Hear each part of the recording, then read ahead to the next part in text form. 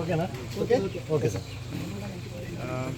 ಇಂದು ಉಳ್ಳಾಳ ತಾಲೂಕು ಮುನ್ನೂರಿನಲ್ಲಿ ರಾತ್ರಿ ಆದಂಥ ಮಳೆಗೆ ಪಕ್ಕದ ಮನೆಯ ತಡೆಗೋಡೆ ಕುಸಿದು ಆ ತಡೆಗೋಡೆ ಇವರ ಮನೆಯ ಗೋಡೆ ಮೇಲೆ ಬಿದ್ದು ಒಂದೇ ಕುಟುಂಬದ 4 ಜನ ಗೋಡೆ ಮತ್ತು ಭಾಗಶಃ ಮನೆ ಅವರ ಮೇಲೆ ಕುಸಿದಾಗ 4 ಒಂದೇ ಪರಿವಾರದ ಸದಸ್ಯರು ಮೃತರಾಗಿದ್ದಾರೆ.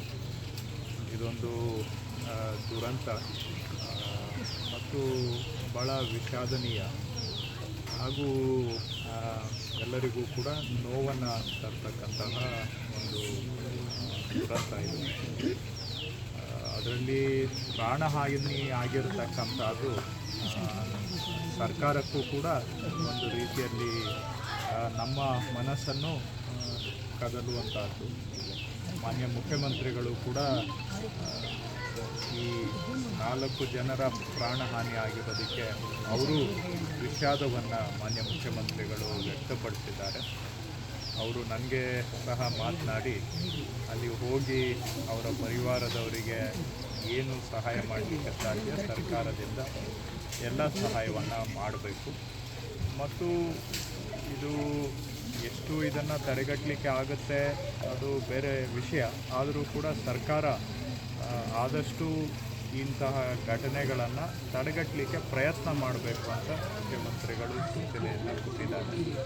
ಇಲ್ಲಿ ಅವರು ರಾತ್ರಿ ಮಲಗಿದ್ದಾಗ ಅವರಿಗೂ ಗೊತ್ತಿಲ್ಲ, ಮಳೆ ರಾತ್ರಿ ಸಾಕಷ್ಟು ಬಿಟ್ಟು ಮಳೆ ಆಗಿದೆ. ಬೆಳಗಿನ ಜಾವ ಸುಮಾರು 3-4 ಗಂಟೆ ಆ ಆಸುಪಾಸಿನಲ್ಲಿ ಈ ಕುಸಿತ ಆಗಿದೆ. ಅವರು ಮಲಗಿದ್ದ ಜಾಗದಲ್ಲೇ ಈ ದುರ್ಘಟನೆಯಲ್ಲಿ ಮೃತರಾಗಿದ್ದಾರೆ. ಪ್ರಕೃತಿಯ ವಿಕೋಪದಿಂದ ಆಗಿರುವಂಥ ಪ್ರಕರಣಗಳನ್ನು ಬಹುಶಃ ನಾವು ತಡೆಗಟ್ಟಲಿಕ್ಕೆ ಸಾಧ್ಯ ಇಲ್ಲ. ಹಾಗೂ ಇಲ್ಲೂ ಈ ಸ್ಥಳದಲ್ಲಿ ಏನಾಗಿದೆ, ಮನೆಗಳು ಕಟ್ಟಿರುವಂಥ ರೀತಿ ಇದೊಂದು ಇಳಿಜಾರಿನ ಪ್ರದೇಶದಲ್ಲಿ ಅವರು ಈ ಬೆಟ್ಟವನ್ನು ಕಡಿತ ಮಾಡಿ ಅದಕ್ಕೊಂದು ತಡೆಗೋಡೆಯನ್ನು ಪಕ್ಕದಲ್ಲಿ ಕಟ್ಟಿ ಮನೆಗಳನ್ನು ಕಟ್ಕೊಂಡಿದ್ದಾರೆ. ಇದು ಮೊದಲಿನಿಂದಲೂ ಕೂಡ ಒಂದು ಆತಂಕದ ವಿಷಯನೇ. ಇಂಥ ಘಟನೆಗಳು ಆಗಾಗ ಆಗ್ತಾನೂ ಇದ್ದಾವೆ. ಆದರೂ ಕೂಡ ಜನ ಈಗಲೂ ಸಹ ಬೆಟ್ಟ ಪ್ರದೇಶಗಳಲ್ಲಿ ತೀಕ್ಷ್ಣವಾಗಿ ಬೆಟ್ಟವನ್ನು ಕಡಿದು ಅಲ್ಲಿ ಮನೆಗಳನ್ನು ಕಟ್ತಕ್ಕಂಥದ್ದು ಜನ ಮಾಡ್ಕೊಳ್ತಾ ಇದ್ದಾರೆ. ಜನಕ್ಕೆ ಜಾಗದ ಕೊರತೆ ಇರೋದರಿಂದ ಇದು ಒಂದು ರೀತಿ ಅನಿವಾರ್ಯ. ಆದರೆ ಇದಕ್ಕೆ ರಕ್ಷಣಾ ಕ್ರಮಗಳನ್ನು ಕೂಡ ಜನ ತೆಗೆದುಕೊಳ್ತಾ ಇಲ್ಲ. ಹಾಗಾಗಿ ನಾನು ಈಗ ಇಲ್ಲಿ ಬಂದ ಕೂಡಲೇ ಮಾನ್ಯ ಸಭಾಧ್ಯಕ್ಷರು, ನಾನು ಸ್ಪೀಕರ್ ಅವರು ಮತ್ತು ನಾನು ಜಿಲ್ಲಾಧಿಕಾರಿಗಳಿಗೆ ಸೂಚನೆಯನ್ನು ಕೊಟ್ಟಿದ್ದೇವೆ.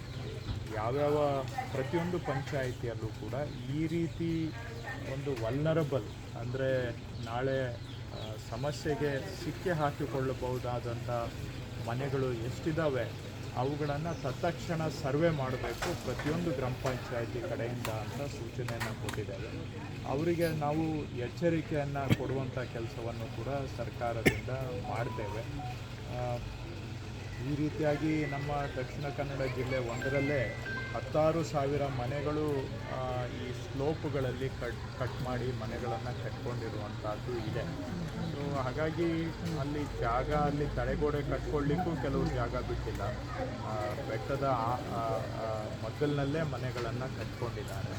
ಇವೆಲ್ಲ ಇರೋದರಿಂದ ಇದೊಂಥರ ಸಂಕೀರ್ಣವಾದಂಥ ಸಮಸ್ಯೆ. ಆದರೂ ಕೂಡ ತತ್ಕ್ಷಣ ಇವುಗಳನ್ನು ಸರ್ವೆ ಮಾಡಿಸಿ ಎಲ್ಲಿ ಯಾವ ಮನೆಗಳು ಇಂತಹ ತೊಂದರೆಗೆ ಒಳಗಾಗ್ಬೋದು ಅಧಿಕ ಮಳೆ ಆದಾಗ ಅವರನ್ನು ಆದಷ್ಟು ಆ ಸಂದರ್ಭದಲ್ಲಿ ಆ ಮನೆಗಳಲ್ಲಿ ಇರದಂತೆ ಮುಂಜಾಗ್ರತೆ ಕ್ರಮಗಳನ್ನು ಜಿಲ್ಲಾಡಳಿತ ತೆಗೆದುಕೊಳ್ಬೇಕು ಅಂತ ಹೇಳಿ ನಾನು ಜಿಲ್ಲಾಧಿಕಾರಿಗಳಿಗೆ ಸೂಚನೆಯನ್ನು ಕೊಟ್ಟಿದ್ದೇನೆ. ಜೊತೆಗೆ ಈಗ ನಮ್ಮ ಕಂದಾಯ ಇಲಾಖೆಯಲ್ಲ ಅಧಿಕಾರಿಗಳನ್ನು ನಾನೀಗ ಸಭೆ ಕರೆದಿದ್ದೇನೆ.